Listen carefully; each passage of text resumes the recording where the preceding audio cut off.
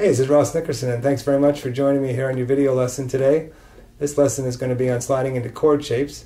I hope you learn a lot from it, learn some new techniques, and are able to expand on it too. Thanks a lot. Here's our demonstration, take one of our sliding exercise. We're going to use the forward reverse roll. That's just like this, starting on the third string.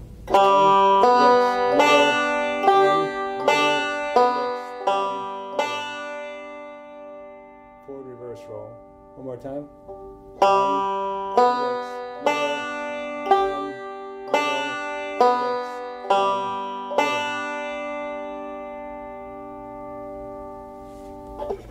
We'll just keep it simple with that roll. And here we go.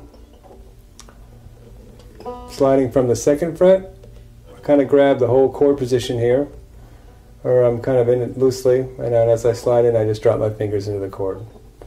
Okay. When I go up to the next, what we call the D shape, or the D position, I'm going to move my index finger to the, in this case, the third fret, and just kind of reach up to the third string on the fret above where it is now, which is the third fret, second string, and then I'm going to kind of put my fingers in this shape, slide up, and as they come up, I'm going to drop my fingers into the chord shape there. So that looks like this.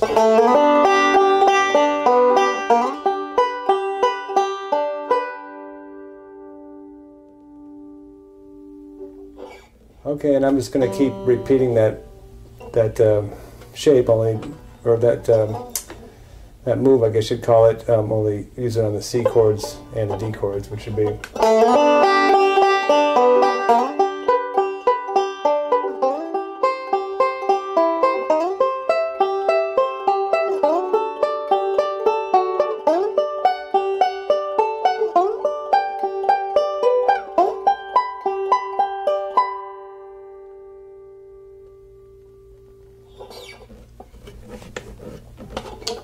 And for instance, there when I slid up to the C chord, I really just picked kind of a random spot. You're better off just kind of going like that, or like this, or something along those lines. If you try to pick an exact fret, it just really mucks things up and slows things down. It doesn't really matter what fret you slide from. It all sounds pretty good. So it might sound like this.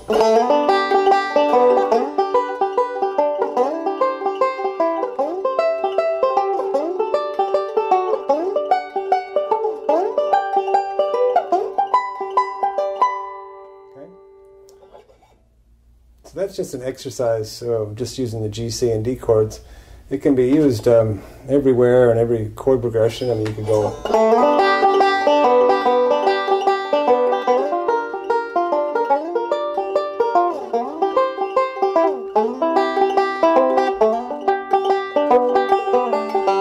That was just G to B flat, C, and get back to G. And you can use it on the bar chords. It's probably used more commonly on these D shapes like that. The other thing that's important to keep in mind is that you could start the roll on a different string. You could use a different roll while you're sliding, of course. You could use different chord shapes, but I changed the roll too.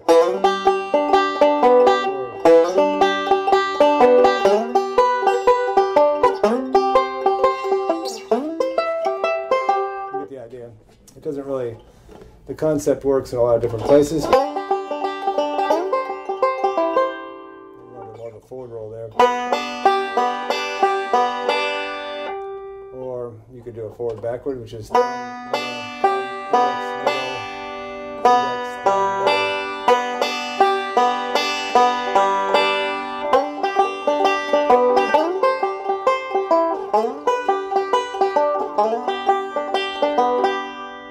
sometimes I'm leaving out the last middle finger on those rolls, and that's optional, but just remember to count it 1 and 2 and 3 and 4. 1 and 2 and 3 and 4, like. 1 and 2 and 3 and 4. 1 and 2 and 3 and 4. 1 and 2 and 3 and 4. That kind of thing. All right, I'll show you one last exercise, and you have to stay kind of basic on these instructional things just so you understand the concept of it, but I encourage you to try it in lots of different ways. I certainly do. It's just the idea of sliding into a chord. And this is an example where I'm just going to use G, C, and D again, and I'm going to slide all the way through the G chords, and then pretty much do all the C chords and the D chords. I think that's how it works out. And I'll just stick with that same roll just to keep it simple. And again, do this by ear. It's easy. Just remember that if you you don't want to pause between chord changes. The roll has to stay 1 and 2 and 3 and 4 and 1 and 2 and 3 and 4 and that always has to stay consistent with your rhythmic part of it. You can't go.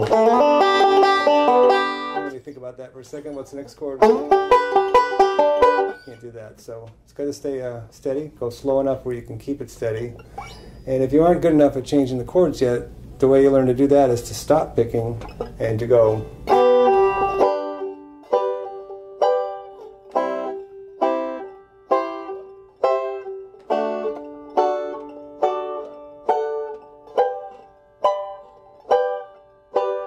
The idea. That's the way you separate the two things.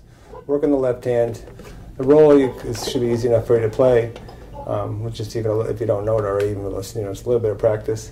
And but changing the chords is the hard part. So you might go slide into the chord, slide into the chord, slide into the chord, slide into the chord. Practice that for a while, and then involve the picking later. Here's how this exercise goes.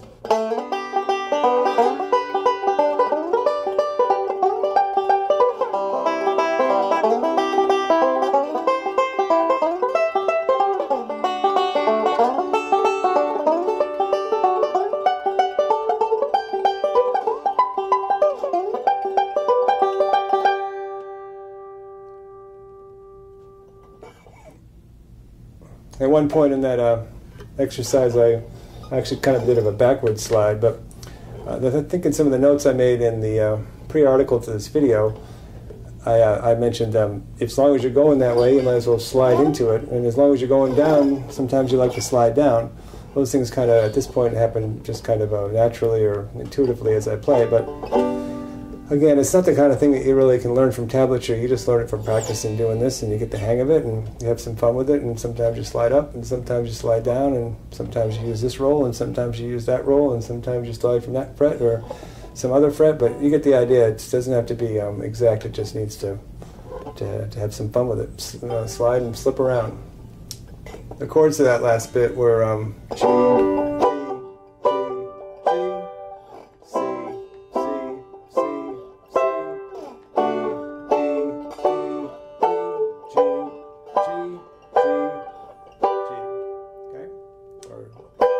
and when I ended, I went, the first half of the roll was,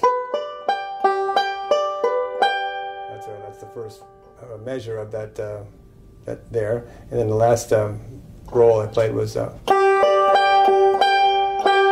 something along those lines, or so it's 1 and 2 and 3, 4 to end it. Just gives a bit of a resolution rather than ending it as. Instead, I do this.